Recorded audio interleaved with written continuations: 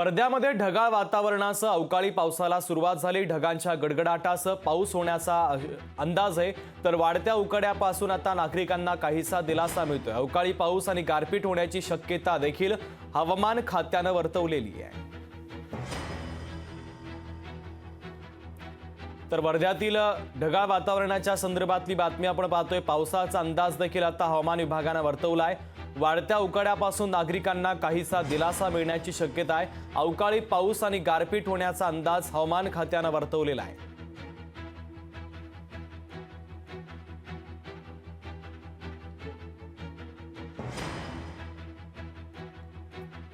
तर वर्ध्यामध्ये ढगाळ वातावरणासह अवकाळी पावसाला सुरुवात झाली। ढगांच्या गडगडाटासह पाऊस होण्याचा अंदाज आहे।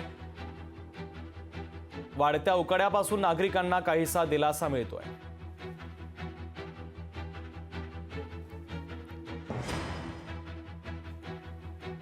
तर अवकाळी पाऊस आणि गारपीट होण्याचा अंदाज देखील आता हवामान खात्याने वर्तवलेला आहे। महत्त्वाची बातमी आपण पाहतोय।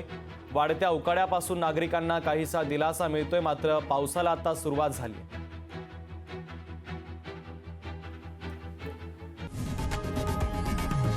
लोकशाही मराठी ऐका, पहा, जागरूक रहा।